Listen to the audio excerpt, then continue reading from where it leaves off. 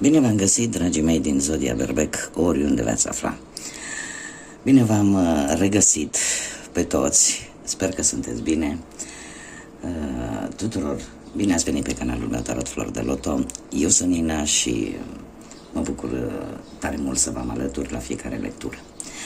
Trebuie să vă mulțumesc tare mult pentru comentariile frumoase, pentru sugestii, pentru like-uri, dar în special pentru simpla voastră prezență la fiecare lectură pe care eu o fac pentru voi. Azi voi face o lectură generală, fără limită de timp, pe care o puteți viziona oricând doriți, atunci când apare în viața voastră. Și chiar dacă poate nu veți rezona poate cu toată lectura, puteți urmări de asemenea celelalte lecturi ale celorlalte zodii care pot reprezenta pentru voi ascendentul, luna sau Venus și de unde voi puteți obține informații care v-ar putea interesa. Așa că cei care aveți soare, lună, Venus sau ascendentul în zodia Berbec, sunteți invitați cu mare drag să urmăriți această lectură. O lectură generală. Și haideți să vedem ce energii, ce mesaje, ce sfaturi vin pentru dragii mei din Berbec în următoarea perioadă, în funcție de cum gândiți, cum simțiți sau ce vă doriți.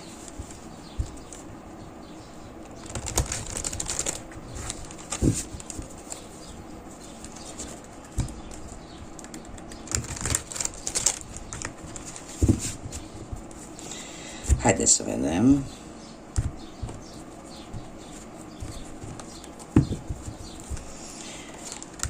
Și avem Rege de spade, Cavalerul de cupe, Magicianul, foarte interesant, Roata norocului și Justiția.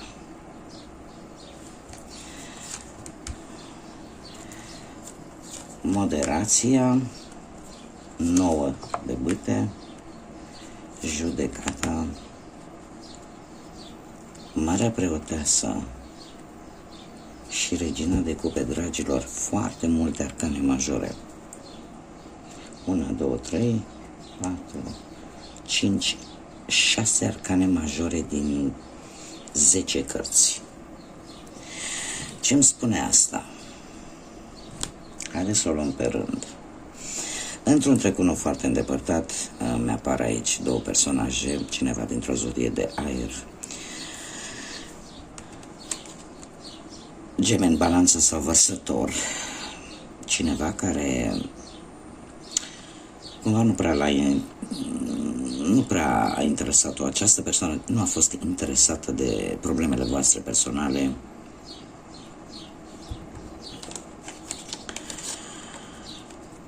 și eu aș mai spune că a fost, totuși, este foarte interesant, pentru că avem un cavaler și un rege, numai că cavalerul este dintr-un semn de apă, posibil o persoană din zodie de apă, Rac, Pești sau Scorpion.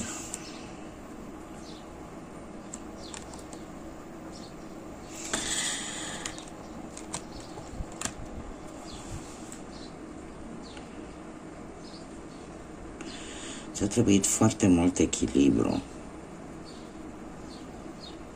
Foarte mult echilibru și foarte multă răbdare pentru, probabil, a suporta acest caracter, această persoană. De ce? Pentru că e o persoană destul de tăioasă.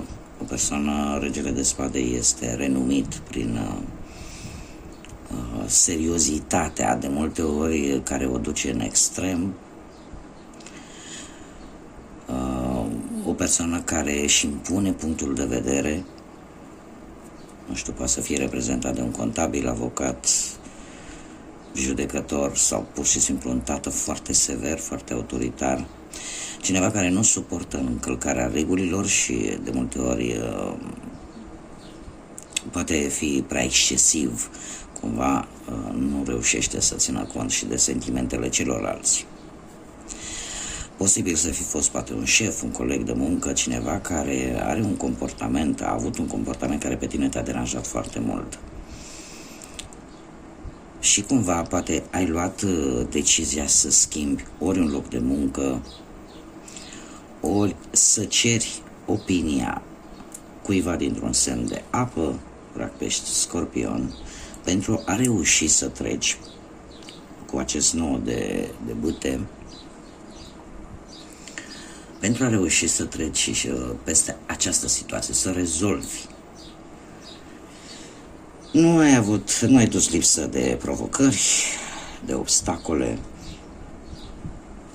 dar în momentul actual se pare că ești hotărâtă să folosești tot ceea ce îți stă în putere pentru a cumva a reuși ceea ce tu îți propui. O să spun că o să ai un apel important, dacă nu l-ai avut deja, cu judecata. Dar ar fi ceva foarte important pentru tine. Un apel important care te va duce la o schimbare pozitivă necesară. Poate ar trebui să nu te mai judeci atât de mult, poate că ar trebui să te împaci în primul rând cu tine și să vezi lucrurile totuși într-o manieră mai pozitivă. Pentru că sunt șanse mari de reușită într-o problemă legală.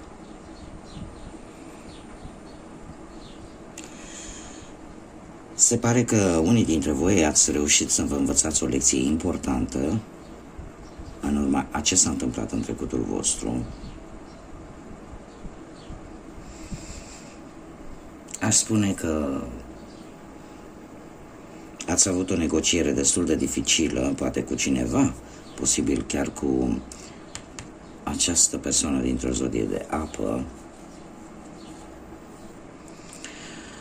Cavalerul de cupe este, în mod normal,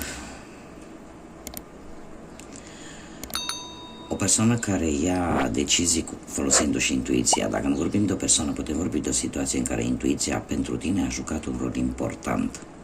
Și e posibil să fi luat, într-un trecut foarte recent, să fi luat o decizie bazată pe intuiție, pe ceea ce ți-a spus ție vocea ta internă. Cumva, chiar dacă sună un pic ciudat, aș spune că de data aceasta intuiția a fost una foarte bună vis-a-vis de o decizie pe care tu ai luat-o. Unii dintre voi poate au avut chiar un vis premonitoriu, nu? Posibil să fi venit, să fi aflat soluția unei probleme printr-un vis. Cert este că cu acest nou de bâte încă mai ai de luptat, încă nu s-a terminat, încă ești focusată să stai drept, să stai în apărare, să stai, cum să zic eu, în fața tuturor, să înfrunți toate obstacolele și să le treci. Și o vei face. De ce? Pentru că, așa cum am mai spus, cu magicianul, ar trebui să-ți folosești toate cunoștințele, tot ceea ce tu știi, inteligența ta, felul tău de a gândi, da? Tot ce ai mai bun să folosești, pentru că, din câte văd aici, în următoarea perioadă avem roata norocului și Marea Preoteasă, într-un viitor foarte apropiat, se va produce o schimbare. O schimbare în care poate vei afla lucruri pe care le-ai bănuit, dar nu le-ai știut. Nu ți s-au concretizat sau nu s-au arătat cu Marea Preoteasă.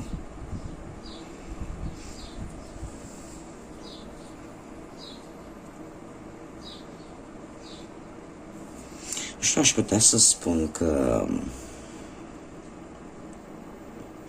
unii dintre voi chiar sunteți în căutarea unui adevăr, sunteți în căutarea unii dintre voi, cum poate tocmai de aceea sunteți aici pe acest canal și poate pe alte canale cu același subiect, sunteți în căutarea unor informații folosind tarotul sau folosind o altă artă a aflării viitorului.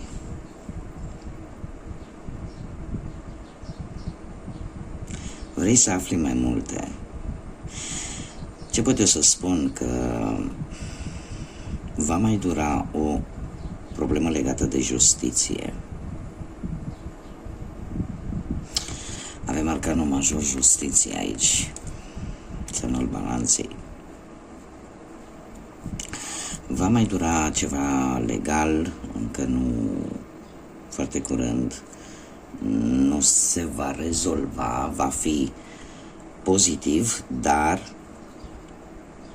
va mai dura un pic.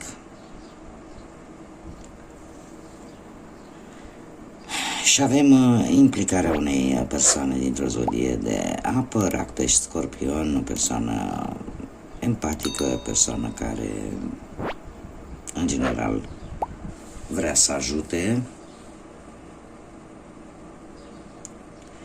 și care eu aș spune că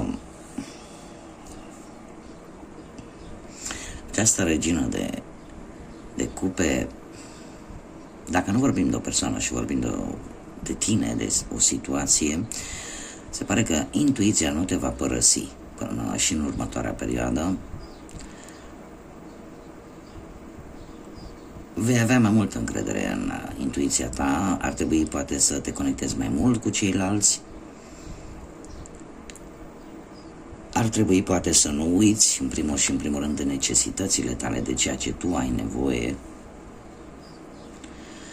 Iar dacă este nevoie, poate ar fi cazul să pui anumite limite celor care cumva încearcă să-ți facă anumite nedreptăți.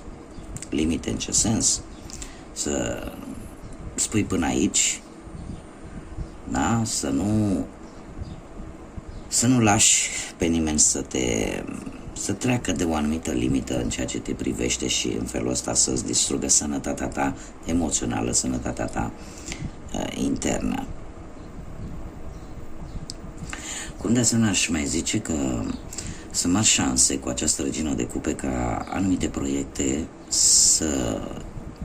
profesionale să vină cu reușite. Posibil să apară o persoană nouă care te poate ajuta și care poate fi un bun aliat în ceea ce pe tine te interesează. Și e posibil de asemenea în următoarea perioadă să găsești o soluție pentru a îmbunătăți poate partea asta materială, dar care cumva depinde de relația cu o persoană dintr-o zodie de apă care te poate ajuta. În ceea ce privește relațiile sentimentale, cei care sunteți într-o relație, se pare că aceasta este destul de calmă, emoțiile sunt solide, sunt profunde, iar pentru cei care poate au anumite probleme în cuplu, cu un pic de intuiție se poate rezolva anumite probleme, dar folosindu-vă intuiția. Iar pentru cei singuri, se pare că ar fi timpul să ieși, să socializezi mai mult și să te lași ghidat de asemenea de intuiție, de a fi tu însăți, pentru a putea cuceri, dar în același timp să ai încredere în ceea ce spune acea voce interioară. Cu justiția aș mai avea de spus un lucru. Cumva, chiar dacă lucrurile se vor mișca, cum am mai spus, mai lent, e o lipsă de rapiditate aici. Este adusă de către destin. Cumva lucrurile așa trebuie să se întâmple. Atunci când lucrurile nu se mișcă atât de repede pe cât noi ne-am dorit, este pentru că așa trebuie să se întâmple. Roata norocului ne vorbește foarte mult de o schimbare bruscă. O schimbare bruscă la care nu te vei aștepta, de care poate o vei afla prin intermediul tarotului, prin intermediul chiromanției, da? vei afla cumva că ceva se va întâmpla, dar nu vei ști în ce manieră și când și în ce fel, decât că va fi curând. Ce ar mai fi de spus? Ar mai fi de spus și de reținut faptul că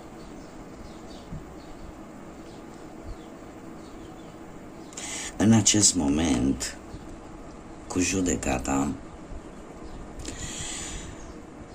se pare că tot efortul pe care tu îl faci în acest moment va fi și este valoros și este valorat de către ceilalți, sau cel puțin de către anumite persoane din cercul tău intim.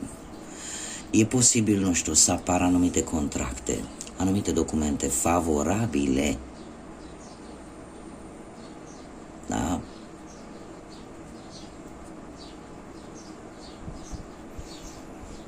Unii chiar pot avea mici lovituri de noroc, ca să zic așa, care te vor stabiliza, poate din punct de vedere material. Haideți să vedem și o șoaptă a oceanului din acest minunat oracol, care așa se numește, șoaptele oceanului. Ce mesaj are pentru voi, dragilor din Berbec?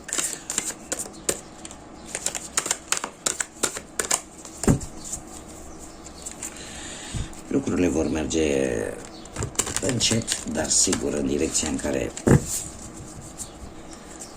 vreți voi să se îndrepte. Sunteți foarte, nu știu, probabil pentru unul dintre voi se va clarifica o situație legată de copii, o situație legală legată de copii.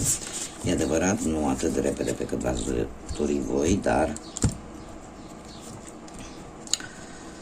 se va clarifica și, cum am mai spus, apare sprijinul unei persoane dintr-o zodie de apă, Rac, Pești sau Scorpion. Haideți să vedem și avem darul neutralității. Echilibru este munca vieții tale. Yin și Yang sunt opuse în energie, dar împreună, umăr lângă umăr, creează acest dar al neutralității. Și numărul 34. Nu știu dacă pentru unii poate avea, poate în sănătate 34, dar prin reducere pitagorică ne dă un 7. Un 7 care ne vorbește despre înțelepciune, despre introspecție, despre inteligență și despre acel caracter foarte ferm. O gândire destul de profundă în care vei putea face poate o evaluare foarte înțeleaptă vis-a-vis de o anumită situație. Și de asemenea ne vorbește despre intuiție. Dragilor, sunteți într-o perioadă în care intuiția voastră este la cote maxime, așa că folosiți-vă de ea. Avem numărul 7, este patronat, ca să zic așa, de planeta Neptun și ne vorbește foarte mult de a nu lua decizii importante, de a le lăsa un pic pe mai târziu. Tocmai de aceea acest cadou al neutralității. În următoarea perioadă, maxim 2 săptămâni de când vedeți această lectură, ar fi indicat să nu luați hotărâri importante, decizii importante. De ce? Pentru că este o perioadă destul de plină de iluzii.